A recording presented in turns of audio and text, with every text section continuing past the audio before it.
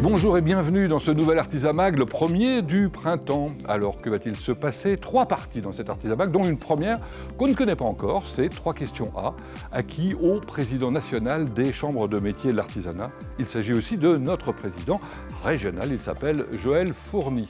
Ensuite, nous ferons un focus sur la CMA de la Sarthe, à la rencontre de sa présidente, pour commencer, puis d'une entreprise remarquable, reportage évidemment, et puis enfin, un parcours tout à fait atypique en termes de formation, vous allez voir, c'est alléchant. Et puis la troisième partie, consacrée à un événement qui s'est déroulé sous le soleil, c'était particulièrement agréable, nous avons fait quelques images, et il s'appelle Ripart Show.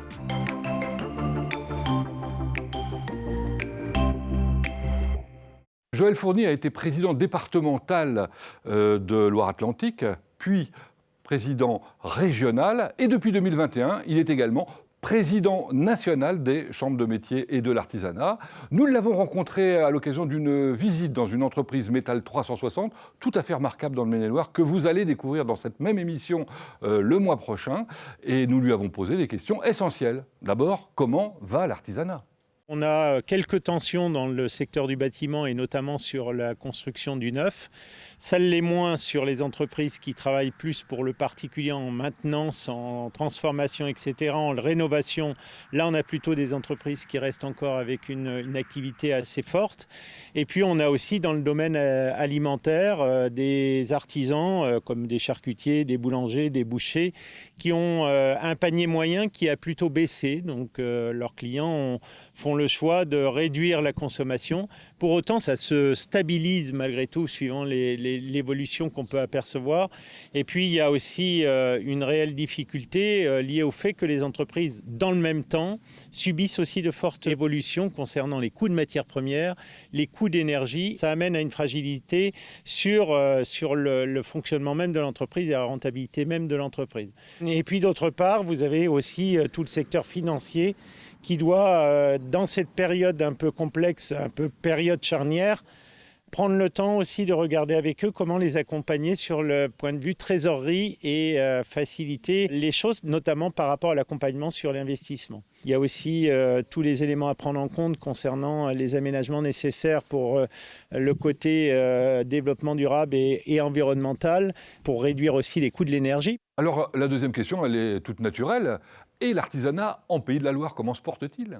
L'atout de l'artisanat ligérien, c'est évidemment que les entreprises artisanales se trouvent sur un territoire qui est plutôt dynamique économiquement, qui a une forte évolution démographique et donc du coup une arrivée assez massive de nouveaux habitants, avec aussi une industrie et une activité économique extrêmement forte. Donc du coup, ça veut dire que ça crée une vraie valeur ajoutée pour les entreprises artisanales, avec un pouvoir d'achat qui est relativement élevé, donc du coup plus élevé que dans d'autres régions.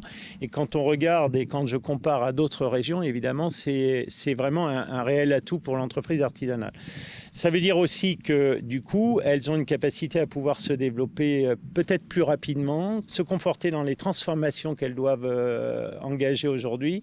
Et donc du coup, ça veut dire que nous avons là aussi, par l'intermédiaire de la politique régionale, une possibilité de les accompagner plus rapidement et très, très efficacement. Par exemple, sur le secteur des métiers d'art, la région, si elle met en place un financement particulier pour accompagner ce secteur de manière précise, c'est bien évidemment parce qu'elle considère que c'est un secteur particulièrement fragile sur lequel il faut avoir un regard et un accompagnement bien particulier. Donc elle a mis les moyens nécessaires au travers d'une démarche qui est la mission des métiers d'art, sur lequel on a cette possibilité et donc ce rôle majeur auprès du Conseil régional de faire en sorte d'accompagner chaque professionnel artisan du secteur métier d'art sur le fait de à la fois accentuer les choses sur la création d'entreprises, mais aussi permettent, au-delà de la création d'entreprise, d'aller vers la consolidation de l'entreprise et aussi le développement de l'entreprise et voire à explorer des marchés externes en dehors du territoire national. Alors, la dernière question que je lui ai posée, eh bien, c'était sur les enjeux. Quels sont-ils pour les années à venir ? C'est notamment l'adaptation. L'enjeu numérique, c'est l'enjeu énergétique, c'est l'enjeu de la main-d'œuvre professionnelle. Un dernier enjeu qui n'est pas des moindres, c'est aussi l'enjeu sur la transmission reprise d'entreprise. Sur l'énergie, ça veut dire qu'il faut revoir tout le système de production. Ça veut dire qu'il faut revoir comment on peut produire au moindre coût, à la fois peut-être en allant jusqu'à changer les équipements, à changer les matériels de production. Ça veut dire revoir aussi tout l'aménagement des locaux, peut-être adapter aussi au niveau des ressources humaines, travailler sur le fait d'adapter les postes de travail. On travaille avec les entreprises pour les accompagner sur notamment la RSE, c'est important, et de pouvoir être capable de répondre aussi à des appels d'offres, à des marchés qui peuvent être mis en place par les collectivités. Il y a aussi l'enjeu sur la main-d'œuvre. La main-d'œuvre, c'est une réelle difficulté, c'est de pouvoir trouver les personnes nécessaires au renouvellement des collaborateurs que l'on peut avoir. Nous avons, au travers du réseau, axé beaucoup les choses sur le fait de développer massivement les outils de formation permettant de former sur la formation initiale et au travers de la formation par apprentissage. Les entreprises artisanales ligériennes, en tout cas, l'ont bien compris. Elles s'investissent beaucoup dans la formation initiale. Et puis, le dernier élément, la préoccupation des entreprises, c'est quand je vais être en âge de pouvoir céder mon entreprise, qui va pouvoir reprendre mon entreprise ? 300 000 entreprises à céder sur les 10 ans qui viennent. Ça veut dire qu'on a la même proportion pour la région des Pays de la Loire. Ça veut dire qu'on a un risque à la fois de perdre des savoir-faire, à la fois de perdre des activités économiques sur l'ensemble du territoire ligérien. Et puis également, c'est aussi pouvoir assurer et pérenniser l'emploi qui existe aussi dans ces entreprises parce que, évidemment, c'est des entreprises qui créent beaucoup d'emplois en proximité sur le local.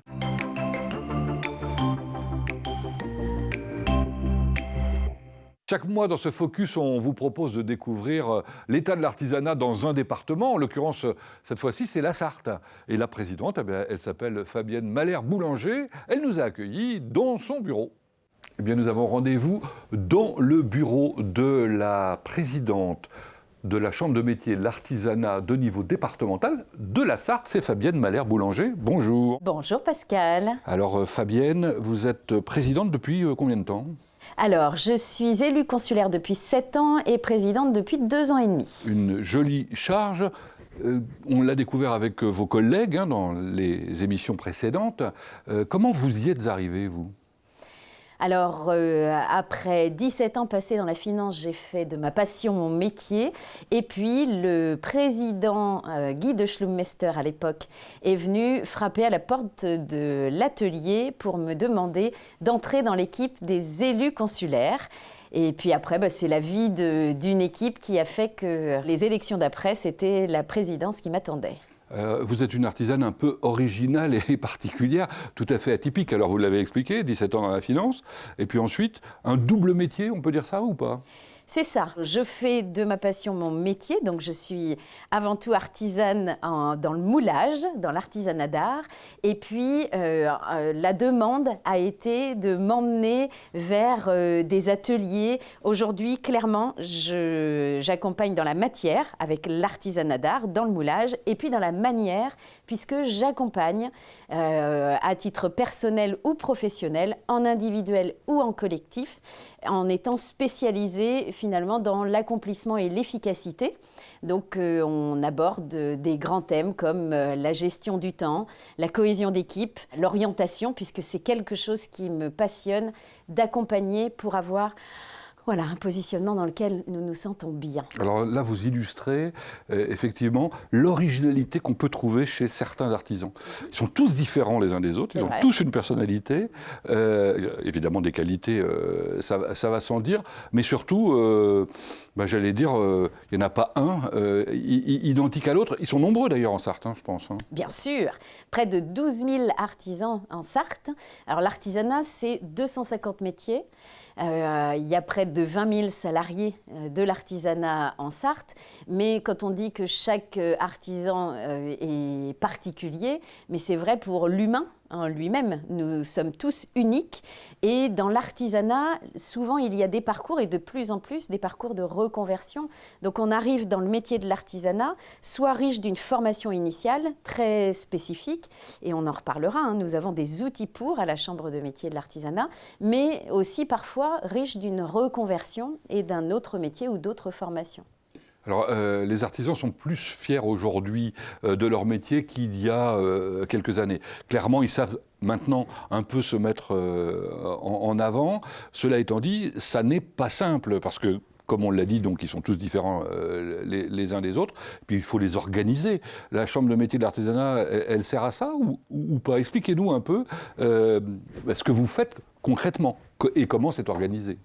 Alors la Chambre de métier, elle est là pour accompagner le futur artisan ou l'artisan à la fois dans l'installation, la création, le développement, mais aussi la transmission de l'entreprise.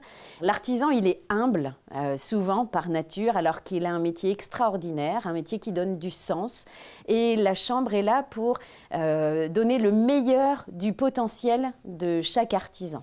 Et pour ça, elle est organisée avec un collège d'élus d'un côté, et puis des gens qui sont compétents, des techniciens d'autre part. Tout à fait. Quand on vous dit, voilà, je représente la Chambre de métier et de l'artisanat, vous avez deux types de profils. Vous avez ce qu'on appelle les permanents, donc les salariés de la Chambre de métier.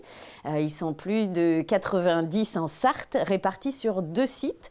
Donc le siège, hein, qui est à côté de la Rocade, Clinique du Pré, pour situer l'université. Et puis nous avons le centre de formation, CMA Formation, où là vous avez plus d'une, alors je crois que c'est 14 formations aujourd'hui, hein, plus d'une dizaine de formations dans différents types d'activités. Et donc, sur ce site-là, c'est à peu près moitié-moitié. Donc, nos salariés... Donc, des professionnels qui connaissent leur métier, qui sont des spécialistes. Exactement. Ils sont spécialisés dans l'accompagnement de l'artisan. C'est leur métier au quotidien. Et puis, vous avez les élus. Ils sont 35 en Sarthe. Ils sont tous chefs d'entreprise dans l'artisanat et ils sont répartis sur l'ensemble du département. Ils sont élus pour combien de temps? Alors, toujours pour 5 ans. En même temps que le président d'ailleurs. Donc nous avons d'ailleurs 3 commissions spécifiques sur le département de la Sarthe, la commission centre, nord et sud. Donc c'est territorial. Exactement, avec 3 présidents, hein, chaque président. Donc nous avons Anne Petit, Virginie Cabaret et Cédric Winter qui sont présidents de ces commissions pour être sûr que l'artisanat soit bien représenté et épaulé au sein de chaque territoire. Ils se réunissent régulièrement? Tout à fait. Donc nous avons différentes instances au sein de la Chambre de métier. Pour les élus, il y a le conseil territorial tous les mois, des commissions tous les 2 mois. Et puis nous avons d'autres instances comme les assemblées générales, enfin d'autres lieux de rencontre, parce qu'il est important que notre politique consulaire soit en cohérence avec la région.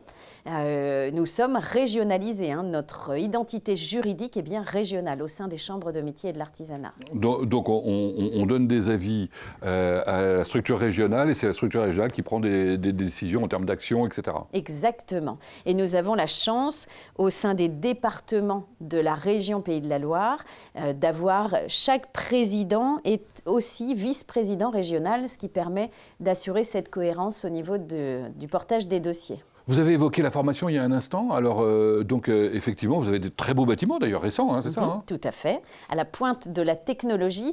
Je fais une petite parenthèse, d'ailleurs. Aux dernières rencontres, on a pu même explorer de nouvelles innovations avec de l'impression 3D dans la pâtisserie. Donc, je vous laisserai aller voir, c'est magnifique. Vous êtes au top, quoi, en quelque sorte, on peut dire ça. D'ailleurs, vous êtes au top aussi, comme les autres départements, bien évidemment, dans les compétitions. Il y a des gens qui se font remarquer remarqué ici ou là. Exactement.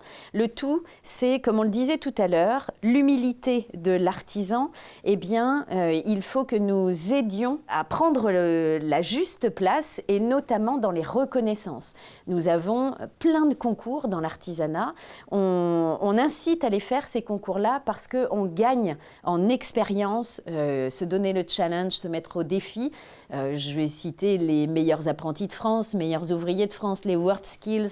Ces compétitions permettent aussi de valoriser les savoir-faire et de mettre en avant de magnifiques portraits. C'est le rôle de la Chambre aussi d'accompagner ces gens-là qui sont en formation. Parce qu'elle accompagne les entreprises, mais elle accompagne aussi, enfin les artisans, mais aussi ceux qui sont en formation. Tout à fait. La formation chez nous, elle est à la fois initiale dans notre centre de formation. On accompagne les jeunes, les moins jeunes aussi, dans cette formation initiale, mais aussi la formation continue.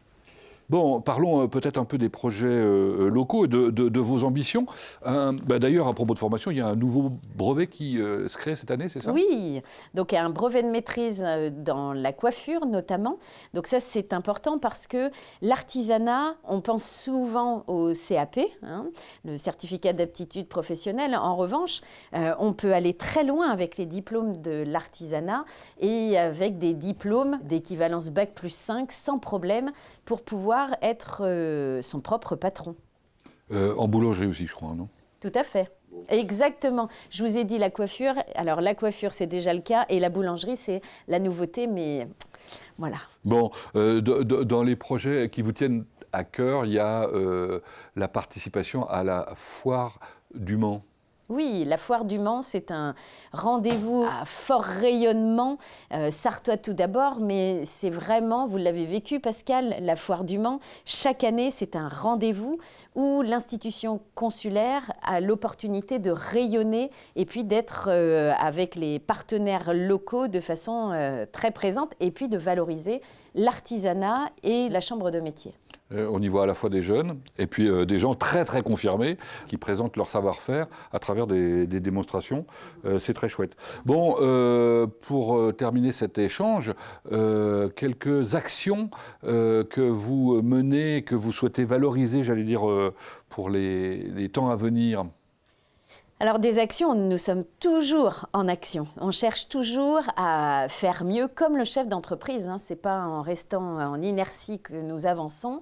Alors je peux vous parler des actions dans la réparation, les réparateurs par exemple.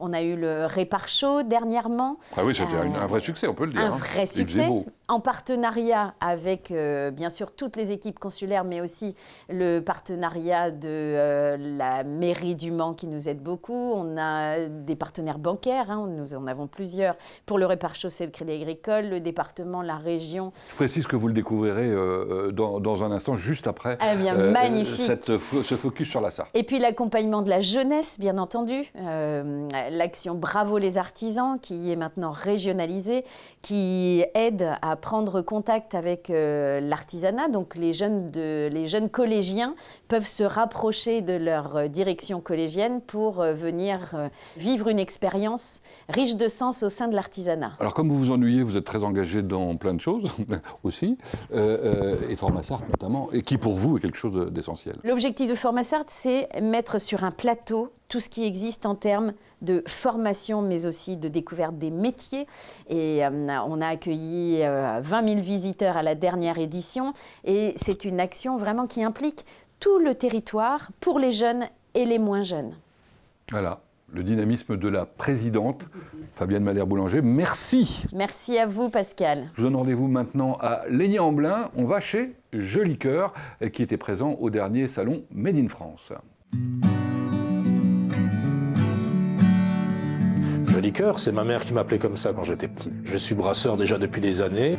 Isabelle et moi, on s'est retrouvés dans la Sarthe et on s'est mis à notre compte. Du coup, on a créé notre brasserie. À toute petite échelle au début, et on a grandi au fur et à mesure, on a réinvesti et on est passé à peu près de 120 hectos la première année à 1600 dernièrement. On a 4 matières premières, de l'eau qui est très importante, du malt d'orge, du houblon et de la levure. Ça permet de faire une infinité de recettes. Le malt est broyé, ensuite mélangé à de l'eau chaude.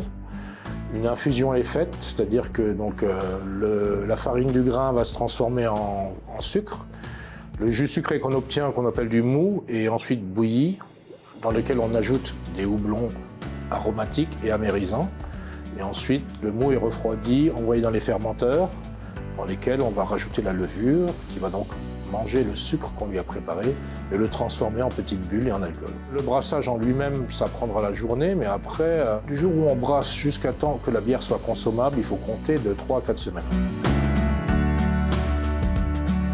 Joli Cœur propose à peu près une quinzaine de références de styles de bières différentes. Il y a des éphémères, des saisonnières et des bières qu'on va faire tout le long de l'année régulièrement. Il faut savoir que dans une brasserie, la plupart du temps, c'est la blonde qui est la locomotive de la brasserie. Chez Joli Cœur, ça représente à peu près 50% de la vente, que ce soit bouteille ou fût. Production, je suis seul et après je suis assisté d'Isabelle qui fait le travail de l'ombre, on va dire, dans la brasserie et qui m'aide aussi énormément au conditionnement et dans pas mal de livraisons. Ça fait maintenant 8 ans qu'on est installé. On a une clientèle qui est très fidèle, qui vient régulièrement. On fait de très belles rencontres ici en fait avec les clients.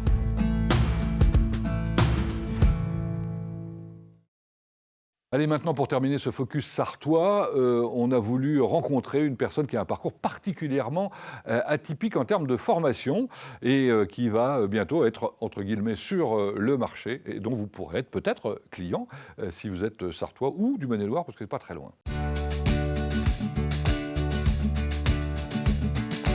Je m'appelle Marie Cléran, j'ai 28 ans. J'ai fait un BTS communication visuelle. Et je trouvais que c'était pas assez manuel, donc j'ai passé un DMA vitrail. Au bout de 5 ans, je me suis rendu compte que j'étais pas assez en contact avec la clientèle. J'ai fait un bilan de compétences et tout ça m'a amené vers la glace. J'ai toujours été très fan du sucré, de la pâtisserie, etc. J'ai fait un CAP glacier fabricant, une année scolaire. On a appris vraiment tous les rudiments de la glace, le sorbet, la crème glacée, etc.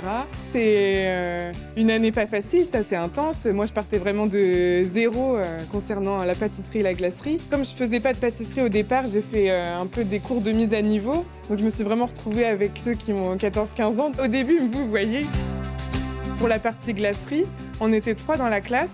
Antoine, 18 ans. Et puis Julien, il avait la quarantaine. Je suis toujours en contact avec eux aujourd'hui. On partage tous nos secrets sur la glace, la pâtisserie et tout ça.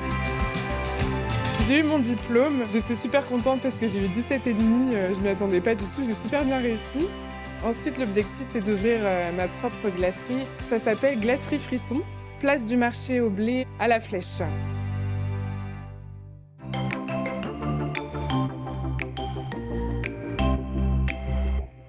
Le dispositif réparateur, c'est réparer mieux pour consommer moins. Voilà un excellent slogan qu'appliquent de très nombreux artisans sur les pays de la Loire.